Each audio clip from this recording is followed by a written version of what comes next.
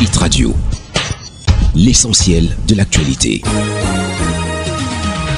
Lisa Youmsi. Le Flash Info sur Hit Radio, mesdames, messieurs, bienvenue. La France met 36 milliards de francs CFA supplémentaires à la disposition du Cameroun dans le cadre du 3e contrat de désendettement et de développement. Le 27 juin 2018, le gouvernement camerounais, à travers les ministres des Finances et de l'Économie, a signé avec la France, représentée par son ambassadeur au Cameroun, Gilles Thubaud, une convention de financement de 36 milliards de francs CFA dans le cadre du 3e contrat de désendettement et de développement, en abrégé C2D. Cette enveloppe issue de la remise de la dette servira à financer 3 projets, ont précisé les parties. Il s'agit du projet d'appui à la valorisation, la transformation et l'industrialisation des produits agricoles, en abrégé Transfagri, du fonds d'assistance technique à l'élaboration des politiques publiques, en abrégé FATEP, et du programme Capital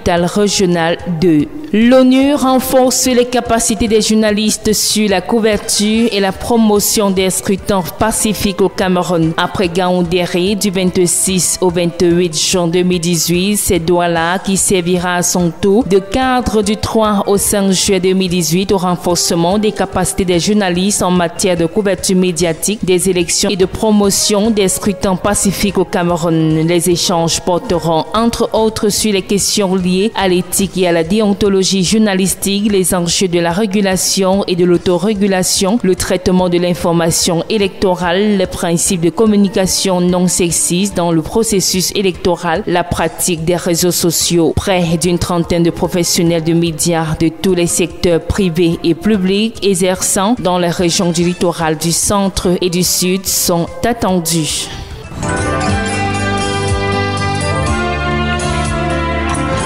L'actualité internationale. Mini-sommet des pays du G5 Sahel en Mauritanie. Les présidents des 100 pays de la force conjointe du G5 Sahel se sont réunis lundi soir avec leur homologue français Emmanuel Macron pour faire le point sur la lutte contre les groupes djihadistes qui ont mené plusieurs attaques meurtrières ces derniers jours. La réunion s'est tenue dans le nouveau collège de défense du G5 Sahel situé aux portes de Nouakchott. Ces bâtiments blancs accueilleront ses premiers stagiaires le 8 octobre. Ils seront 31 officiers supérieurs, 100 pour chacun des 100 pays, à l'exception de la Mauritanie qui en aura 11 étant donné qu'elle a su 34% du financement du collège. Cette école de guerre a officiellement ouvert ses portes en février avec la formation des futurs instructeurs venus de chaque pays, mais aussi de France et bientôt d'Égypte et d'Italie. La force conjointe du G5 Sahel est à terme appelée à prendre le relais de la force française Barkhane déployée notamment dans le nord du Mali où elle combat les groupes djihadistes.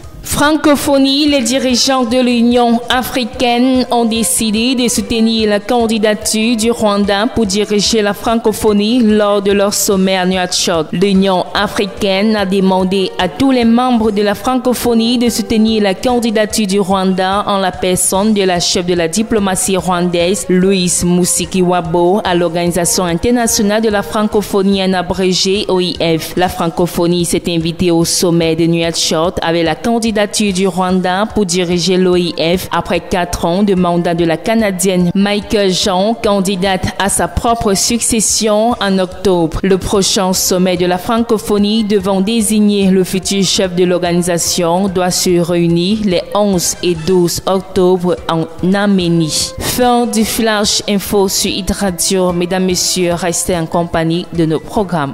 Hit Radio, une info d'avance.